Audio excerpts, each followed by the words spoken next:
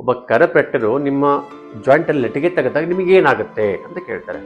ನೋಡಿ, ಲಟಿಗೆ ಅಥವಾ ಕ್ರ್ಯಾಕ್ ಅಥವಾ ಕ್ಯಾವಿಟೇಷನ್ ಅಂದರೆ ಏನು ನೋಡಿ. ನಿಮ್ಮ ಜಾಯಿಂಟಲ್ಲಿ ಒಂದೇ ಪೊಸಿಷನಲ್ಲಿ ಕುತ್ಕೊಂಡಾಗ ಅಲ್ಲಿ ನೈಟ್ರಸ್ ಆಕ್ಸೈಡ್ ಅಂತ ಗ್ಯಾಸ್ ಬಿಲ್ಡಪ್ ಆಗುತ್ತೆ.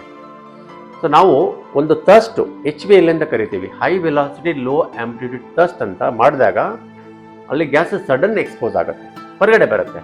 ಆವಾಗ ಒಂದು ಲಟಿಗೆ ಸೌಂಡ್ ಬರುತ್ತೆ ನೋಡಿ, ಈ ಥರ. ಆದರೆ ಇದು ಕೆರಪ್ರಾಕ್ಟಿಕ್ ಅಲ್ಲ, ಇದು ನೀವೇ ಮಾಡ್ಕೋಬೋದು. ಕೆರಪ್ರಾಕ್ಟಿಕ್ ಕೆಲಸನೇ ಬೇರೆ. ಕ್ರ್ಯಾಕ್ ತೆಗೆಯೋದು ಒಂದು ಸೈಕಾಲಜಿಕಲ್ ಬೆನಿಫಿಟ್ ಮಾತ್ರ. ಸೊ ಈ ಕ್ರ್ಯಾಕ್ ತೆಗೆದಾಗ, ಲಟಿಗೆ ತೆಗೆದಾಗ ನಿಮಗೆ ಒಂದು ತಾತ್ಕಾಲಿಕವಾಗಿ ಒಂದು ರಿಲೀಫ್ ಸಿಗುತ್ತೆ. ಇದು ಪರ್ಮನೆಂಟ್ ರಿಲೀಫ್ ಅಲ್ಲ. ಹೀಗಾಗಿ ಲಟಿಗೆ ತೆಗೆಯೋದೇ ಕೆರಪ್ರಾಕ್ಟಿಕ್ ಅಲ್ಲ, ನಾವು ಲಟಿಗೆ ಡಾಕ್ಟ್ರು ಕೂಡ ಅಲ್ಲ. ನಮ್ಮ ಟ್ರೀಟ್ಮೆಂಟ್ ಏನೆಂದರೆ ಸ್ಟ್ರಕ್ಚರಲ್ ಆಸ್ಟಿಯೋಪತಿ. ನಿಮ್ಮ ಬಾಡಿಯಲ್ಲಿ ಕಾಲು ಲೆಂತ್ ಹೆಚ್ಚು ಕಡಿಮೆ ಇರುತ್ತೆ, ನಿಮ್ಮ ಪೆಲ್ವಿಸ್ ಹಿಂದೆ ಮುಂದೆ ಮೇಲೆ ಕೆಳಗಡೆ ಆಗಿರುತ್ತೆ, ನಿಮ್ಮ ಟೇಲ್ ಬೋನ್ ಸೇಕ್ರಮು ಕರ್ವ್ ಇರೋದು ಹೀಗೆ ಆಗಿರುತ್ತೆ, ನ್ಯೂಟೇಷನ್ ಅಂತ ಕರಿತೀವಿ. ಮತ್ತು ನಿಮ್ಮ ಬೆನ್ನು ಮೂಳೆ ಸವ್ಯೋದಾಯಿತು ಮತ್ತು ರೊಟೇಷನ್ ಆಗಿರುತ್ತೆ, ಟ್ರಾನ್ಸ್ಲೇಷನ್ ಆಗಿರುತ್ತೆ.